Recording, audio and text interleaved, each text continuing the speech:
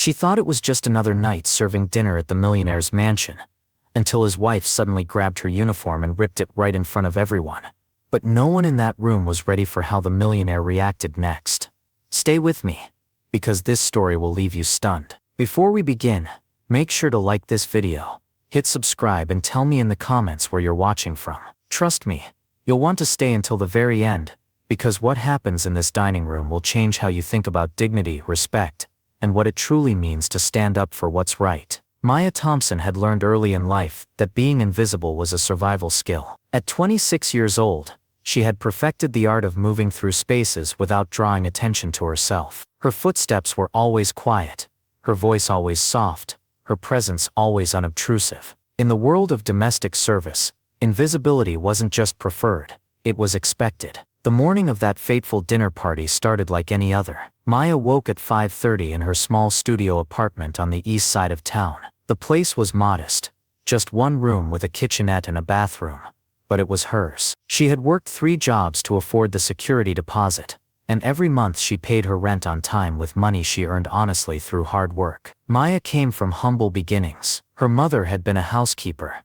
her grandmother before that. Some people might have seen this as a cycle of limitation, but Maya saw it differently. She saw women who took pride in their work, who understood that all honest labor had dignity, who never let anyone make them feel less than human despite the circumstances of their employment. But Maya had dreams beyond domestic service. She was taking night classes at the community college, studying business administration. Her textbooks sat on the small table beside her bed, dog-eared and highlighted, filled with her careful notes. One day she told herself, she would run her own business. She would be the employer, not the employee. But until that day came, she would work hard, save money, and treat every job with the professionalism it deserved. The Harrison estate sat in the most exclusive neighborhood in the city, behind tall iron gates and manicured hedges that ensured privacy from the outside world. Maya had been working there for 8 months, part of a rotating staff that the family employed for special events. The pay was excellent, far better than her other housekeeping jobs, and the work itself wasn't particularly difficult. Serve meals, clear plates, maintain an unobtrusive presence, and collect a paycheck that helped her inch closer to her dreams. Richard Harrison was a self-made millionaire who had built his fortune in tech investments. At 52, he carried himself with the quiet confidence of someone who had earned his success rather than inherited it. He was tall and distinguished, with graying hair at his temples and eyes that seemed to notice everything. Unlike many wealthy people Maya had worked for, Richard treated the staff with basic courtesy. He said please and thank you, remembered names, and never spoke to service workers as if they were furniture. His wife Victoria Harrison was a different story entirely. At 45, she was impeccably dressed, surgically enhanced, and carried herself with the aggressive elegance of someone determined to prove they belonged in high society. Victoria had married into money after growing up middle class, and she wore her elevated status like armor. Every interaction with staff was a reminder of the social hierarchy, every instruction delivered with a tone that made clear she expected immediate compliance. The Harrisons had one daughter, 12-year-old Emma, a quiet child with thoughtful eyes who sometimes smiled at Maya when her mother wasn't looking. The girl seemed uncomfortable with the formality of her parents' world, as if she sensed something wrong with the way some people were valued while others were dismissed. The dinner party that would change everything was scheduled for 7 o'clock on a Friday evening. It was an important event, Victoria had stressed during the morning briefing. Business associates and their wives would be attending. Everything had to be perfect. The crystal had to sparkle, the silver had to gleam, the flowers had to be arranged just so. And the staff, Victoria made abundantly clear, had to be invisible unless needed. Maya spent the afternoon preparing. She pressed her gray uniform until not a single wrinkle remained. She polished serving trays until she could see her reflection. She arranged place settings with military precision, making sure every fork and knife was exactly where it should be. The other staff members worked alongside her, all of them focused on ensuring the evening went smoothly. By 6:30, everything was ready. The dining room looked like something from a magazine, all candlelight and elegance. The kitchen staff had prepared an elaborate menu, and the first course was ready to be served the moment the guests arrived. Maya took her position near the service entrance, reviewing her duties one final time in her mind. Serve from the left, Clear from the right. Keep water glasses filled. Remain attentive but unobtrusive. The guests began arriving at 7. Maya watched from the doorway as they entered. These wealthy, powerful people in their designer clothes and expensive jewelry. There were 6 couples in total, business associates of Richard's and their wives. They greeted each other with air kisses and firm handshakes. Their conversations filled with references to stock portfolios and vacation homes and charitable foundations. Richard moved among them with easy grace, playing the role of host with genuine warmth. He introduced his guests to each other, ensured everyone had drinks, and guided them toward the dining room when it was time to eat. Victoria stood at his side, her smile bright but somehow cold, her eyes constantly scanning for anything out of place. The first course was served without incident. Maya moved efficiently through the room with her serving tray, placing appetizer plates in front of each guest with practiced precision. The conversation flowed around topics of business mergers and political donations and upcoming galas. No one acknowledged her presence, except with the occasional subtle nod when she refilled a water glass. This was normal, expected. Maya had long ago stopped hoping for recognition from people like this. She wasn't there to be seen as a person. She was there to facilitate their comfort, to make their evening run smoothly, to disappear into the background the moment her task was complete. But as the evening progressed, Maya began to notice something. Victoria's eyes kept finding her, tracking her movements with an intensity that felt personal rather than professional. When Maya served Victoria's plate, she could feel the woman's gaze lingering, could sense some kind of judgment being formed. It made her uneasy in ways she couldn't quite articulate. The main course was served at 8:15. Beef Wellington, roasted vegetables, and a red wine reduction that the guests praised enthusiastically. Maya cleared the appetizer plates and brought out the main course, moving through her routine with careful efficiency. But she could still feel Victoria's eyes on her, watching, waiting for something. During a lull in her duties, Maya stood near the service entrance, ready to refill glasses or clear plates as needed. From this vantage point, she could observe the table without being intrusive. She noticed how Richard engaged genuinely with his guests, asking thoughtful questions and listening to their answers. She noticed how some of the wives seemed uncomfortable, their smiles tight as their husbands dominated conversations. She noticed young Emma picking at her food, clearly bored by adult talk of business and money. And she noticed Victoria, who had barely touched her meal, whose attention seemed focused less on her guests, and more on finding fault with something, anything that could justify the tension Maya felt building in the air. The moment came during dessert service. Maya was clearing the main course plates when she reached for Victoria's dish. The plate wasn't quite empty, and Maya hesitated for just a moment, uncertain whether to clear it or leave it. In that moment of hesitation, Victoria's hand shot out and grabbed Maya's wrist. "What do you think you're doing?" Victoria's voice cut through the dinner conversation like a knife. The table fell silent. All eyes turned to where Victoria sat gripping Maya's wrist, her perfectly manicured nails digging into Maya's skin. Maya's heart began to race, her mind scrambling to understand what she had done wrong. "I was clearing your plate, Mrs. Harrison. I apologize if—" "You apologize if—" Victoria interrupted, her voice rising.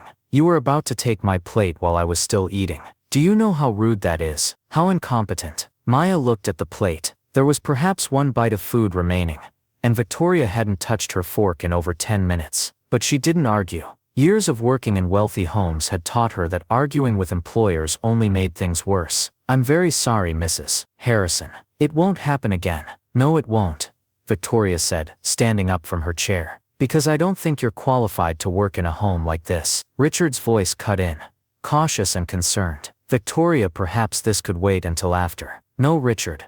It cannot wait." Victoria turned to face the table full of guests, her voice taking on a theatrical quality. "I want everyone here to witness what passes for professional service these days. This woman has been circling our table all evening like a vulture, waiting to snatch away our plates before we're finished, interrupting our conversations with her constant movement." Maya stood frozen, the plate still in her hands, feeling every eye in the room turn toward her. This wasn't about clearing a plate too early. She could feel it. This was about something else, something deeper that she didn't understand. "Mrs. Harrison, I truly apologize if I stop apologizing and start listening," Victoria snapped. "Do you know what your problem is? You don't know your place. I've been watching you all evening.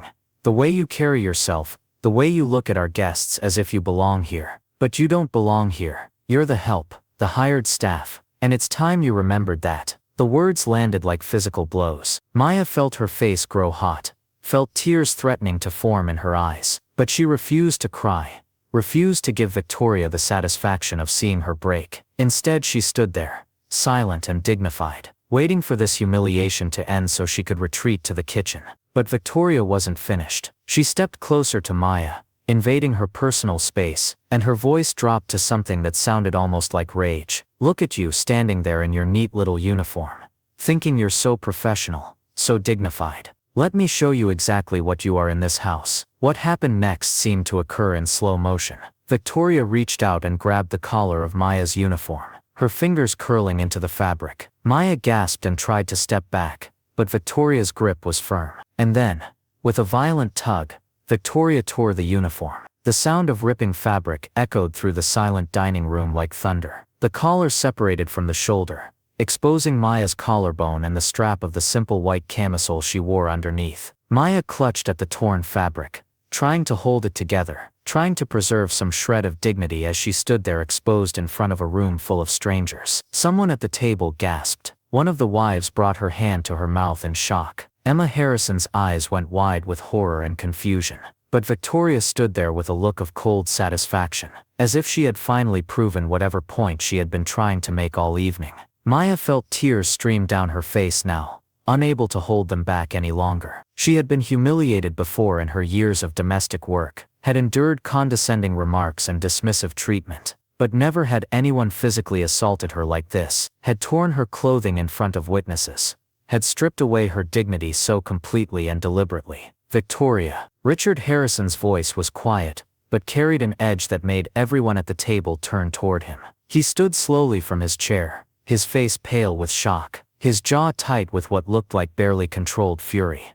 "What?" Victoria turned to her husband with an expression that suggested she expected support, approval, validation for what she had just done. Richard's eyes moved from his wife to Maya, taking in the torn uniform, the tears on her face, the way she held herself with trembling dignity despite the humiliation she had just endured. Then his gaze swept across his guests, all of them frozen in uncomfortable silence, witnesses to something that had crossed every line of decency and civility. When Richard spoke again, his voice was deadly calm. "What you just did is unforgivable." The words hung in the air like a pronouncement. Victoria's confident expression began to waver. "Richard, you don't understand." She was being disrespectful. She needed to. "No." The single word cut through her explanation like a blade.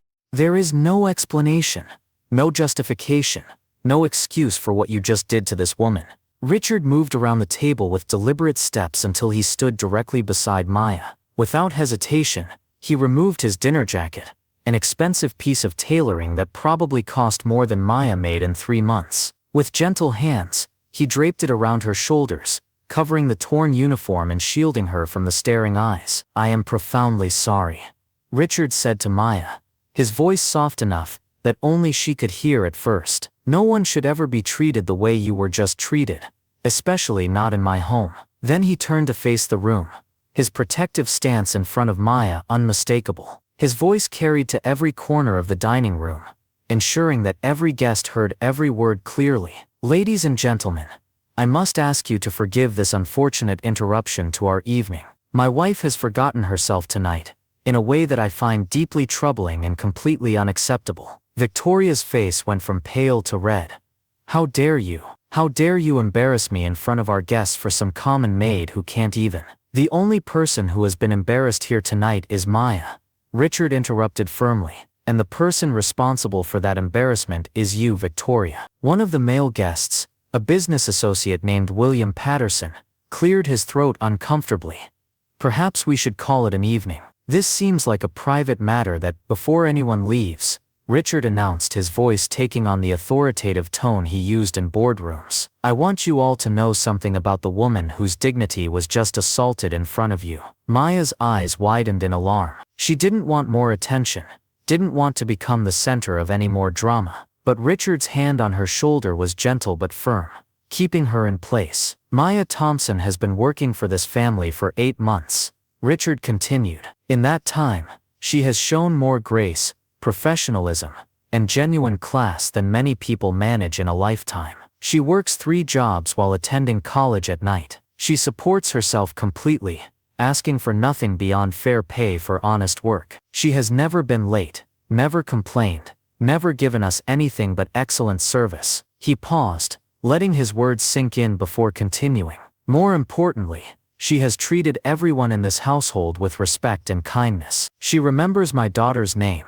asks about her day, makes her smile with small kindnesses. She treats our other staff members as equals and friends. She brings dignity to her work not because of what she does, but because of who she is. Maya felt fresh tears flowing, but these were different from the tears of humiliation. These were tears of gratitude, of relief, of being seen and valued in ways she had never experienced in her years of domestic service. Victoria looked around the table desperately, seeking support from the other guests, but most of them were looking away, uncomfortable with her behavior, unable to defend what they had witnessed. Mrs. Patterson Williams' wife met Victoria's gaze directly and slowly shook her head, her disapproval clear. "This is absurd," Victoria said, her voice shaking with rage and humiliation. "Richard, she's an employee. You're defending an employee over your own wife in front of our friends." "I'm defending what's right," Richard replied steadily. "Something that should never require a choice between family and conscience. And these people are not our friends,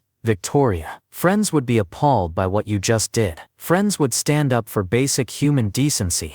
Dr. Morrison, another guest, stood slowly from his seat. He was an older man, distinguished and measured in his speech. "Richard, I think I speak for everyone here when I say that what we witnessed tonight was deeply troubling. Not Miss Thompson's behavior, which was exemplary under impossible circumstances, but the treatment she received." A murmur of agreement rippled through the other guests. Several nodded, and Mrs. Patterson spoke up. "I've employed household staff for 30 years, and never would I dream of treating someone the way you just treated this young woman, Victoria. It's shameful." Victoria looked around the room, seeing her social standing crumbling before her eyes, seeing the respect and acceptance she had worked so hard to cultivate dissolving in the face of her own cruelty. Her perfectly constructed image as the ideal society wife was shattering, and she could see it happening but seemed powerless to stop it. Young Emma Harrison, who had been sitting silent and shocked throughout the confrontation, suddenly spoke up.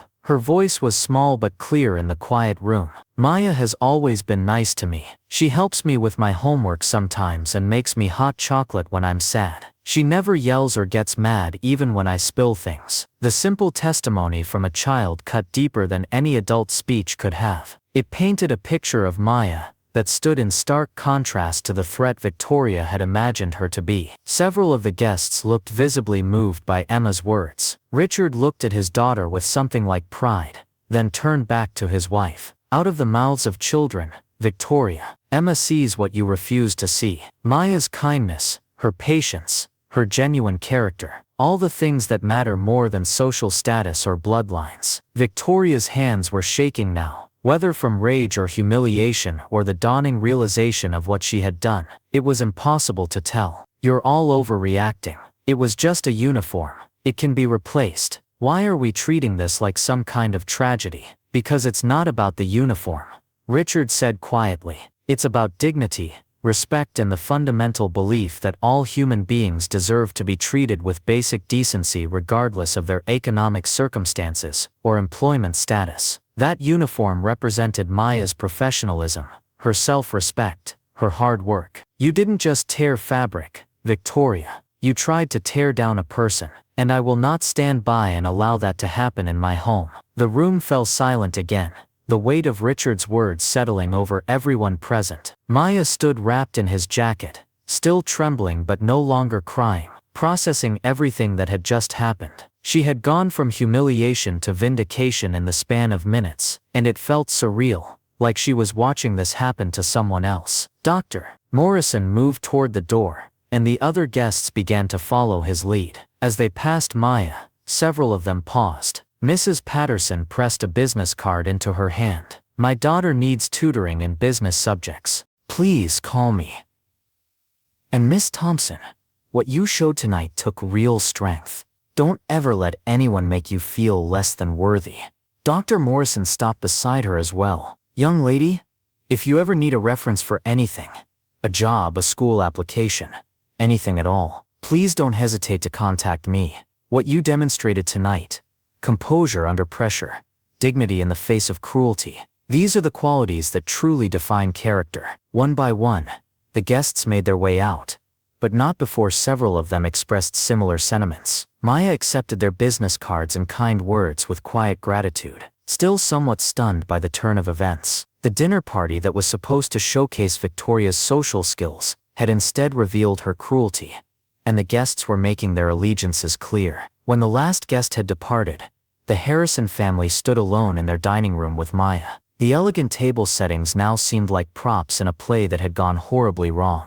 Candles still flickered, casting dancing shadows on walls that had witnessed something that couldn't be unseen or forgotten. Victoria stood isolated by her own actions, realizing perhaps for the first time that behavior has consequences even for the wealthy and connected. The respect she had taken for granted was evaporating, replaced by judgment and disapproval from the very people whose acceptance she had craved. Richard looked at his wife with an expression that mixed disappointment, anger, and something that might have been sadness. Victoria, I think you need to go upstairs. We'll discuss this later, but right now I need to take care of our employee who was assaulted in our home. Assaulted? Victoria's voice rose to a near shriek. It was assault, Richard said firmly. You physically grabbed her and tore her clothing. That's assault, Victoria. Maya would be completely within her rights to press charges. The words seemed to finally penetrate Victoria's defenses. Her face went pale as she realized the legal implications of what she had done. Without another word, she turned and fled from the dining room, her heels clicking rapidly against the marble floors as she disappeared up the stairs. Emma remained, looking between her father and Maya with confused, troubled eyes. Richard knelt down to his daughter's level and spoke gently. Emma, sweetheart, what you saw tonight was wrong. The way your mother treated Maya was wrong. Do you understand? Emma nodded slowly. Why did Mom do it? Maya never did anything bad. Sometimes, Richard said carefully, choosing his words with thought, people feel threatened by others for reasons that have nothing to do with reality. Sometimes people lash out because of their own insecurities, their own fears. That doesn't make it right, but it helps explain why good people sometimes do terrible things. He stood up and guided Emma toward the doorway. Go on up to your room now. I need to talk with Maya privately. And Emma, I'm proud of you for speaking up, for telling the truth about how Maya has treated you. That took courage. After Emma left, Richard turned back to Maya, who was still standing there in his jacket, looking lost and overwhelmed. Maya, I cannot apologize enough for what happened tonight. What my wife did was inexcusable, and you have every right to be angry, to press charges, to never set foot in this house again. Maya found her voice, though it came out smaller than she intended. Mr. Harrison, I appreciate your support, but I think it's best if I just leave. I can find other work. I don't want to cause any more problems in your family. You haven't caused any problems, Richard said firmly. Victoria caused this problem, and she'll have to live with the consequences. But Maya, I need you to hear something. What happened tonight wasn't your fault. You did nothing wrong. You were professional, dignified, and graceful under the most trying circumstances imaginable. He walked to his desk in the adjacent study and pulled out a checkbook. I'm paying you for the full evening, plus a substantial bonus for the trauma you endured. But more than that, I want to make you an offer. Maya watched, confused, as he wrote out a check with an amount that made her eyes widen. Mr. Harrison, that's too much. I can't. It's not nearly enough for what you went through. Richard interrupted. But there's more. I own a property management company. I've seen how you work, how you conduct yourself, how you treat people. I'd like to offer you a position as a property supervisor. No more cleaning unless you choose to. Instead, you'd be managing staff, ensuring quality standards, working in an office environment. The pay would be significantly more than you're making now, and it would include benefits, health insurance, and tuition assistance for your college courses. Maya stared at him, unable to process what she was hearing. Why would you do this? Because talent and character shouldn't be wasted, Richard replied. Because someone who can maintain dignity and professionalism under the circumstances you just endured is exactly the kind of person I want working in a leadership position. And because maybe, just maybe, I can do something to balance out the cruelty you experienced in my home tonight. Tears streamed down Maya's face again, but these were tears of hope, of unexpected possibility, of doors opening when she had expected only to limp away wounded. I don't know what to say. Say you'll think about it, Richard suggested gently. Take the weekend, process what happened, talk to people you trust, then call me on Monday and let me know your decision. He handed her the check and a business card with his direct number. And Maya, whether you take the job or not, please know this. What I saw tonight wasn't weakness or victimhood. I saw strength, dignity and grace under fire. Those are the qualities that will take you far in life, no matter what path you choose. Maya left the Harrison estate that night with Richard's jacket still around her shoulders, his check in her pocket, and a business card that represented possibilities she had never dared imagine. The uniform had been torn, but somehow, in the midst of humiliation, she had found vindication. In the face of cruelty, she had discovered allies. And in her darkest moment, unexpected doors had opened. She took the bus home in a daze, replaying the evening's events in her mind. The humiliation of having her uniform torn, the shock of Victoria's cruelty, the unexpected defense from Richard, the support from the dinner guests, and finally, the job offer that could change everything about her future. When Maya arrived at her small studio apartment, she sat on her bed and finally allowed herself to process everything that had happened. She looked at the torn uniform, the physical evidence of Victoria's assault. She looked at the check, the amount more than she usually made in 2 months. And she looked at the business card with Richard Harrison's direct number, the gateway to a future she had been working toward but never expected to arrive so suddenly. Over the weekend, Maya struggled with her decision. Part of her wanted to take the safe path, to decline the offer and find work elsewhere, to avoid any further entanglement with the Harrison family. But another part of her, the part that had been studying business administration at night, that had been working 3 jobs and dreaming of something better, recognized this as the opportunity she had been preparing for. She called her grandmother, the woman who had raised her mother, who had passed down the family tradition of domestic service with dignity and pride. "Grandma," Maya said, "something happened at work, and I need your advice." She told her grandmother everything: the dinner party, Victoria's attack, Richard's defense, and the job offer. When she finished, there was silence on the other end of the line for a long moment. Finally, her grandmother spoke. "Baby, I've worked in wealthy homes my whole life. I've seen good people and terrible people, and I've learned that money doesn't determine character. It sounds like Richard Harrison is one of the good ones, and it sounds like he saw something in you that you've been working hard to develop. Don't let fear or Victoria's cruelty make you walk away from your dreams. But what if I'm not ready? What if I fail? Then you'll fail trying something meaningful instead of succeeding at playing small," her grandmother replied. "Maya, you've been preparing for this opportunity your whole life. You've watched your mother work with dignity, you've studied hard, you've developed yourself. This isn't luck or charity. This is someone recognizing your worth and offering you a chance to prove it. Take the chance." On Monday morning, Maya called Richard Harrison's direct number. He answered on the second ring. "Mr. Harrison, this is Maya Thompson. I've thought about your offer, and I'd like to accept the position." She could hear the smile in his voice. "I'm very glad to hear that, Maya. Can you come by my office tomorrow to discuss the details and do the necessary paperwork?" "Yes, sir. Thank you for this opportunity." "Don't thank me yet," Richard said with a hint of humor. "Wait until you've seen how much work is involved. But Maya, I think you're going to do exceptionally well. I'll see you tomorrow at 10. Maya started her new position 2 weeks later. The job was challenging, requiring her to manage staff across multiple properties, ensure quality standards, handle complaints, and coordinate schedules. But she approached it with the same professionalism and dedication she had brought to cleaning houses. Within 3 months, she had streamlined operations, improved staff retention, and reduced costs while increasing quality. Richard's gamble on her had paid off. But the job was only part of the story. As Maya settled into her new role, she began to understand the full impact of what had happened that night at the dinner party. Several of the guests who had witnessed Victoria's cruelty had reached out to their own networks, sharing the story of the young woman who had maintained her dignity in the face of public humiliation.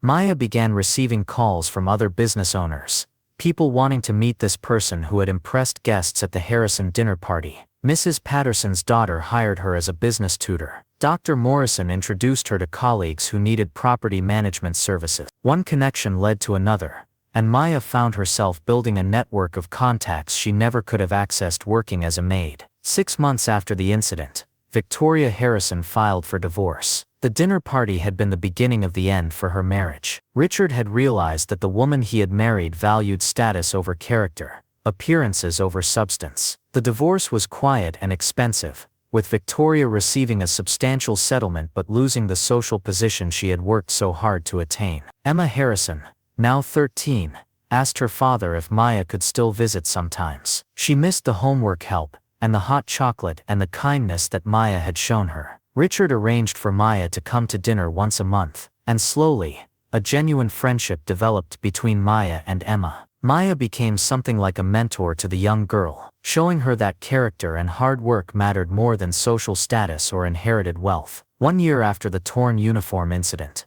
Maya completed her associate's degree in business administration. Richard attended her graduation ceremony, sitting in the audience and applauding when her name was called. Afterward, he took her to dinner to celebrate. "I have something to tell you," Richard said over dessert. "I've been so impressed with your work this past year that I'm promoting you to Director of Property Operations. It comes with a significant raise, a company car, and full executive benefits." Maya felt tears of gratitude welling up. "Mr. Harrison, I don't know how to thank you." "You already have," he replied. "By being exactly who you are, by bringing integrity and excellence to everything you do, by proving that my instinct about you that night was correct." He paused, then continued. "Maya, that dinner party was one of the worst nights of my marriage, but it opened my eyes to truths I had been avoiding. It showed me that Victoria and I had fundamentally different values. It forced me to confront the kind of person I wanted to be, the kind of family I wanted to build. In a strange way, your grace under fire saved not just your own dignity, but mine as well." 2 years after the incident, Maya enrolled in a 4-year university to complete her bachelor's degree in business management. She worked full-time during the day and attended classes in the evening, the same pattern she had followed before, but now with financial stability and a career path that excited her. She never forgot the night her uniform was torn. She kept the torn uniform in her closet, a reminder of where she had been and how far she had come. Sometimes, when she faced challenges or discrimination in her new role, when people questioned whether she belonged in executive meetings or doubted her capabilities because of her background, she would think about that night. She would remember standing in front of a room full of wealthy strangers, humiliated and exposed, and choosing to maintain her dignity rather than lash out or break down. That choice had defined her. Not Victoria's cruelty, but Maya's response to it. Not the tearing of fabric, but the refusal to let anyone tear down her sense of self-worth. 5 years after the incident, Maya launched her own property management company. Richard Harrison was her first client, and her most enthusiastic supporter. He helped her secure financing, introduced her to potential clients, and served as a reference when she needed to establish credibility. Maya's company thrived because she brought something different to the industry. She treated all staff members, from executives to cleaning crews, with equal respect and dignity. She paid fair wages, offered good benefits, and created a workplace culture based on the simple principle that all honest work has value and all workers deserve respect. She hired people from similar backgrounds to her own, giving opportunities to hardworking individuals who might not have perfect resumes, but had character and determination. Her company became known not just for excellent service, but for being a place where people were valued and could build careers regardless of where they started. Emma Harrison,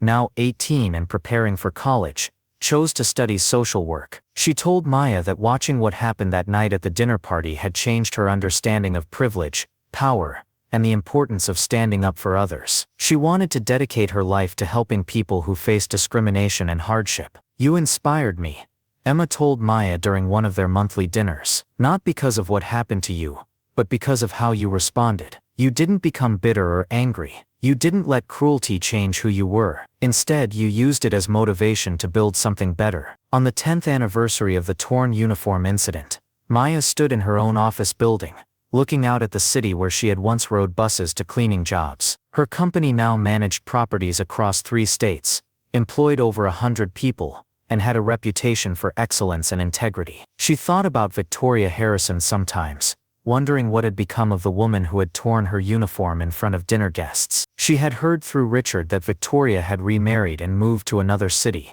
trying to rebuild the social status she had lost. Maya felt no satisfaction in Victoria's downfall, only a quiet sadness that some people never learned that true status comes from character, not from tearing others down. Richard Harrison remained a friend and mentor. His support had been crucial in Maya's success, but even more valuable was the lesson he had taught that night. When he stood up for what was right, when he defended Maya in front of his guests and his wife, he had shown that privilege comes with responsibility, that those with power have an obligation to use it to protect, not to oppress. Maya's company became more than just a business. It became a platform for advocating for fair treatment of service workers. She spoke at industry conferences about dignity in the workplace. She lobbied for better wages and working conditions. She established a scholarship fund for children of domestic workers who wanted to pursue higher education. The torn uniform, carefully preserved, hung in a frame in her office. Below it was a plaque that read,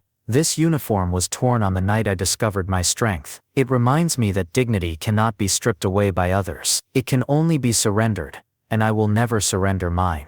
Dear viewers, sometimes our darkest moments become our defining moments. Maya Thompson thought she was just serving dinner at a millionaire's mansion, but instead she faced a test of character that would determine the course of her life. Victoria Harrison tried to humiliate her, to put her in what she considered her proper place. But Richard Harrison showed that true character reveals itself not in how we treat our equals, but in how we treat those who seem to have less power than we do. The torn uniform became a symbol of something much larger than a single incident of cruelty. It represented the countless workers who face discrimination and disrespect every day, who are expected to remain invisible and silent in the face of mistreatment. Maya's story resonated because it showed that dignity is not granted by others. It is claimed and maintained by oneself. 15 years after that fateful dinner party, Maya stood on a stage accepting an award for Business Leader of the Year. Her company had grown beyond anything she had imagined that night when she rode the bus home with a torn uniform and a check in her pocket. But more importantly,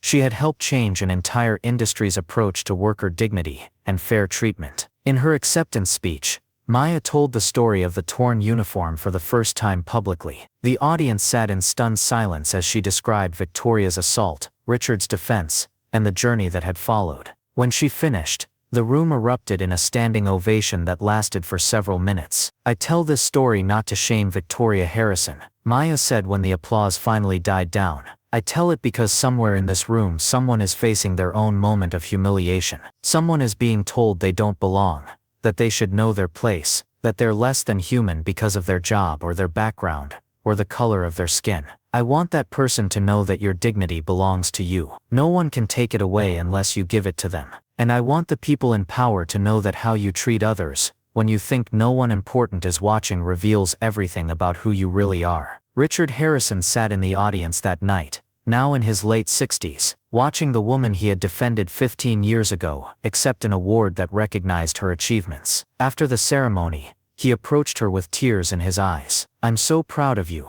he said simply. "I wouldn't be here without you," Maya replied. "You saw something in me that night, when I couldn't see it in myself." Richard shook his head. "No, Maya, I didn't give you anything you didn't already have. You had the strength, the character, the dignity. All I did was refuse to be complicit in someone trying to destroy those things. The credit for where you are today belongs entirely to you." They stood together in the reception area, mentor and protege, the millionaire who had stood up for what was right, and the maid whose torn uniform had become a catalyst for change. The relationship between them had evolved over the years from employer and employee to something much deeper. Richard had become the father figure Maya had never had, and she had become the daughter he wished he had raised from the beginning. Emma Harrison, now 28 and working as a social worker in underserved communities, joined them at the reception. She had dedicated her career to helping people who faced the kind of discrimination Maya had experienced. The lessons she learned that night at age 12 had shaped her entire adult life. "You know what I remember most about that night?" Emma asked Maya. Not the torn uniform or my mother's cruelty. I remember how you stood there with tears on your face, but you never looked away. You didn't hide or run. You maintained eye contact with everyone in that room, refusing to be ashamed of something that wasn't your fault. That image has stayed with me for 15 years. Maya smiled and squeezed Emma's hand. I was terrified. I wanted to run, but something inside me refused to give your mother the satisfaction of seeing me crumble completely. I think that was the moment I discovered my own strength. The three of them stood together, living proof that the choices we make in critical moments ripple outward in ways we can never fully predict. Richard's choice to defend Maya had cost him his marriage, but had gained him a clearer conscience and deeper relationships. Emma's choice to learn from what she witnessed had shaped her into a woman dedicated to justice and compassion. And Maya's choice to maintain her dignity had opened doors she never knew existed. As the years continued to pass, Maya's story spread beyond business circles. It was featured in magazines and podcasts, discussed in diversity and inclusion training seminars, and referenced in academic papers about workplace dignity. The image of the torn uniform became iconic, a visual representation of the daily indignities that service workers faced and the strength required to overcome them.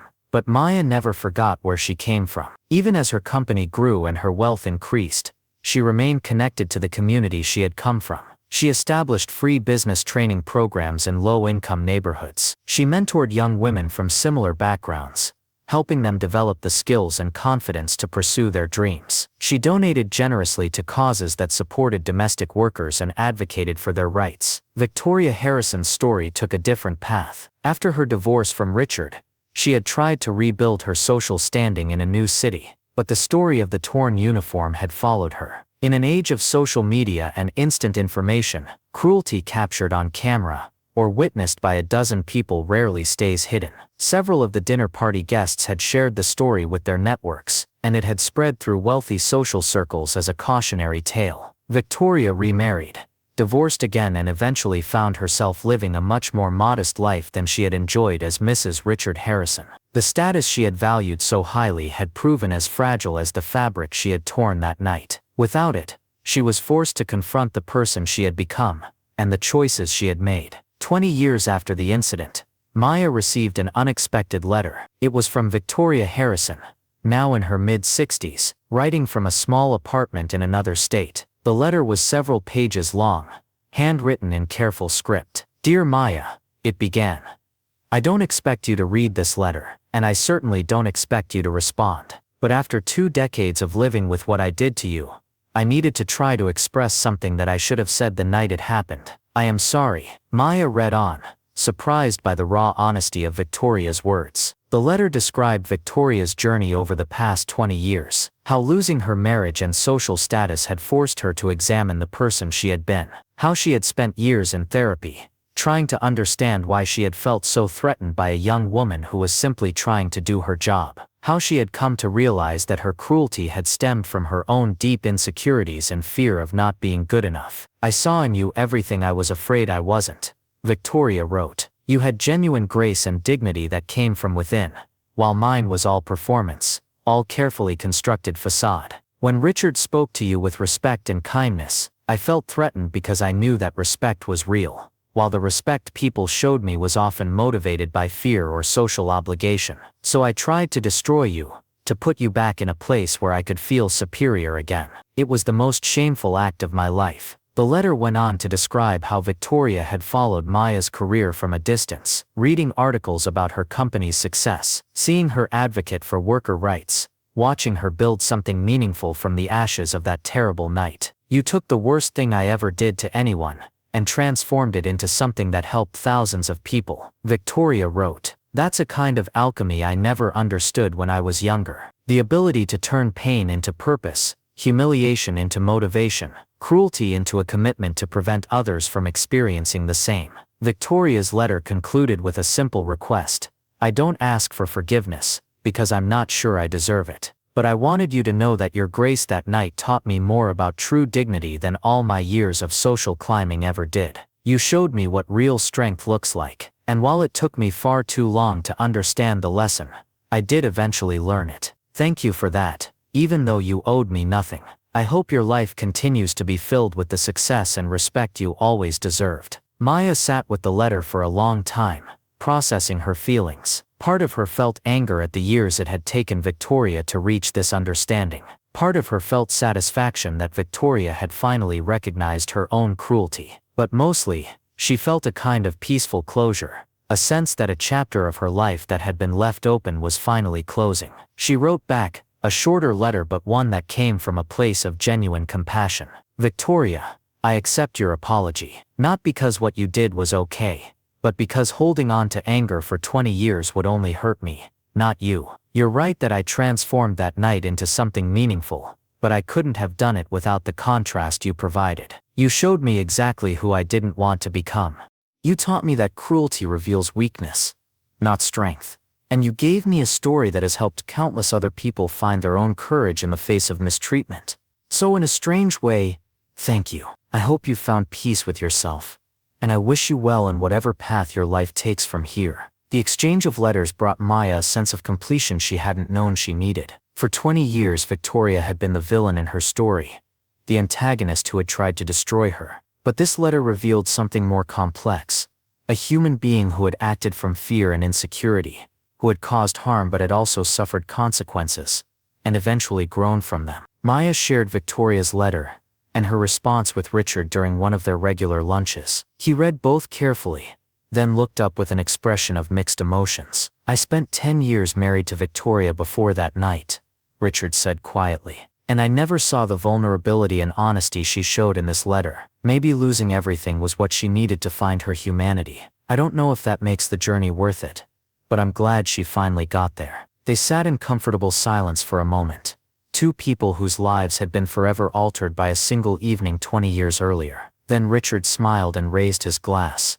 "To second chances, to growth, to learning from our mistakes, and to the strength of a young woman who refused to let cruelty define her." Maya clinked her glass against his. "And to the courage of a man who stood up for what was right, even when it cost him everything." "It didn't cost me everything," Richard corrected gently. "It cost me a marriage that was built on the wrong foundation. But it gave me clarity, integrity, and relationships built on genuine respect. I'd make the same choice again in a heartbeat." As Maya's company continued to grow into its third decade, she began thinking about legacy. She had built something successful, something meaningful, but she wanted to ensure it would continue after she was gone. She established the Dignity at Work Foundation, an organization dedicated to advocating for service workers' rights, providing legal support for those facing workplace discrimination, and offering training programs to help people advance from service positions into management and ownership. The foundation's logo featured an image that had become iconic in worker rights circles, a torn uniform being mended with golden thread, the Japanese art of kintsugi applied to fabric. The symbolism was clear. What has been broken can be repaired, and the repairs can make it more beautiful and stronger than it was before. Maya recruited Emma Harrison to serve on the foundation's board. Emma's years of experience in social work and her passion for justice made her an ideal advocate for the foundation's mission. Together they built programs that helped thousands of workers every year, providing everything from legal representation to business training, to emotional support for those facing discrimination. Richard Harrison, now in his 70s and semi-retired, donated generously to the foundation and served as an advisor. His business connections and willingness to speak publicly about the torn uniform incident helped legitimize the foundation in corporate circles. When a respected successful businessman stood up and said, "I witnessed workplace cruelty and I chose to stop it," other business leaders paid attention.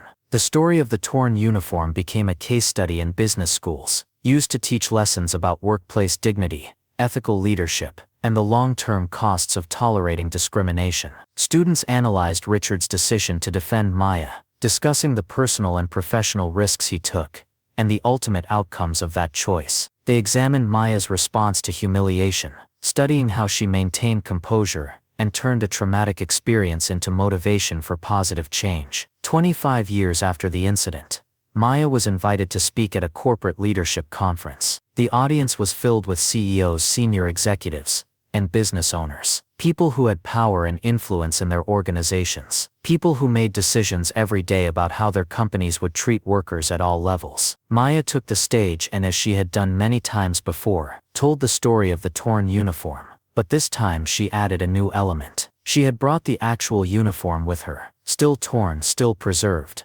now nearly 3 decades old. She held it up for the audience to see. "This piece of fabric represents a choice," Maya said, her voice carrying to every corner of the large auditorium. "Not my choice, not the choice of the woman who tore it, but the choice made by everyone who witnessed what happened that night." She paused, letting the weight of that statement settle over the audience. Some of the guests at that dinner party spoke up in my defense. Others stayed silent but showed their disapproval through their actions afterward. A few tried to minimize what had happened, to smooth things over, to pretend it wasn't as bad as it clearly was. And one man, Richard Harrison, took a stand that cost him his marriage but earned him a clear conscience. Maya walked across the stage, still holding the uniform. Every single day in workplaces across this country, across the world, someone is being treated with cruelty or disrespect. Maybe not as dramatically as having their uniform torn, but through subtle dismissals, discriminatory practices, harassment,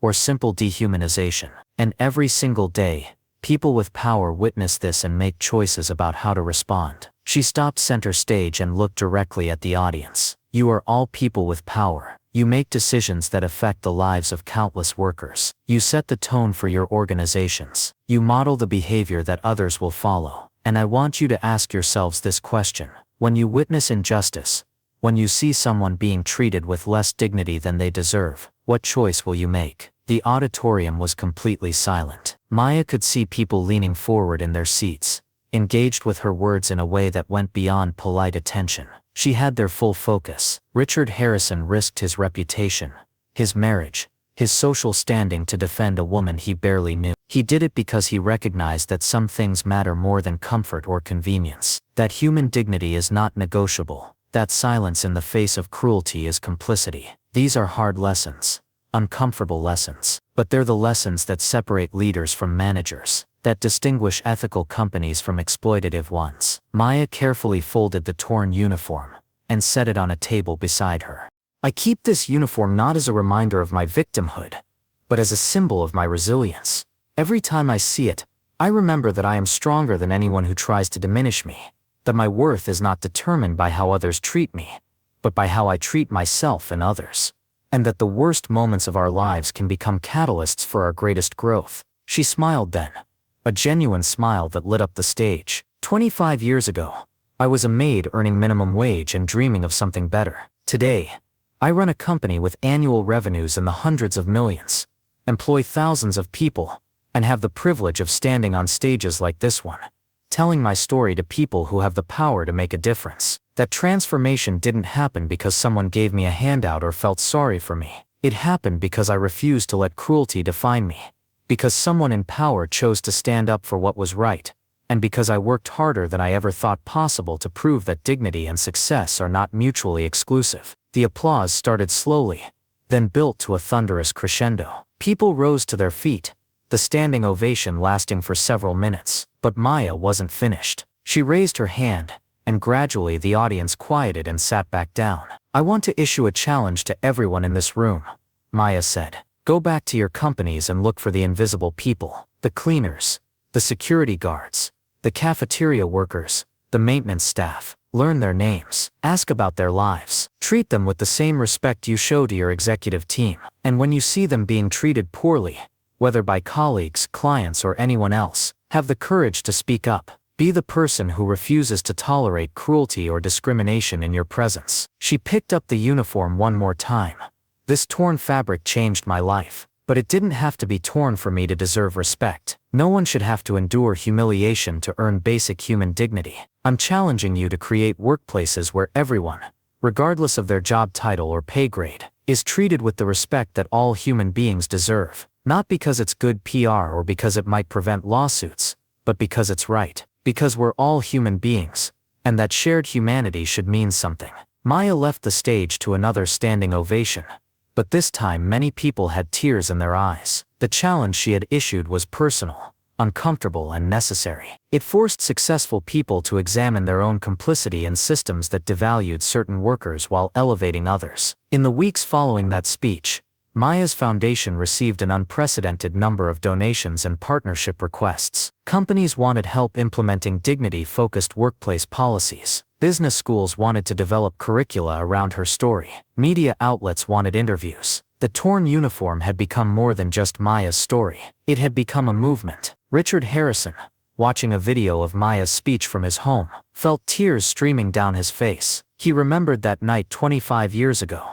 Remembered the choice he had made to defend a young woman he barely knew. At the time, it had felt impossibly difficult, a decision that would cost him everything. But watching Maya now, seeing what she had built, understanding the lives she had changed, he knew without question that he had made the right choice. He picked up his phone and called her. "I just watched your speech," he said when she answered. "Maya, I need you to know something.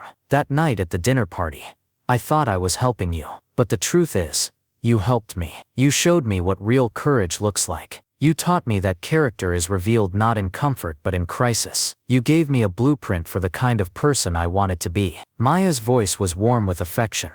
"We helped each other, Richard. That's what people do when they choose to see each other's humanity instead of their titles or positions. You saw me as a person who deserved respect, and that changed everything." They talked for over an hour.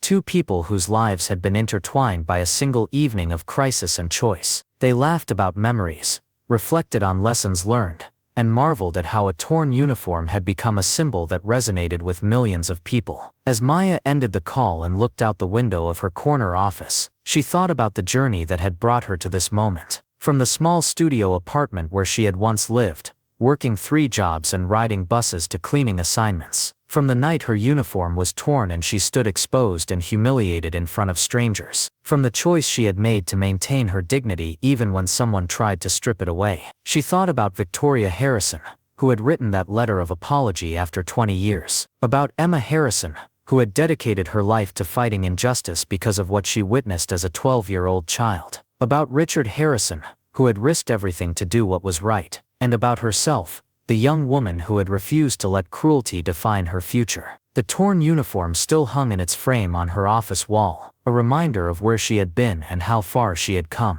But more than that, it was a reminder of a fundamental truth that Maya had learned that night, and carried with her ever since. Dignity cannot be stripped away by others. It can only be surrendered, and surrender is always a choice. Maya had chosen not to surrender. She had chosen to stand tall even when everything in her wanted to run and hide. She had chosen to accept Richard's offer even when fear told her to play it safe. She had chosen to build something meaningful rather than let bitterness consume her. And those choices, made in moments of crisis and uncertainty, had led her to a life beyond anything she had dared to imagine.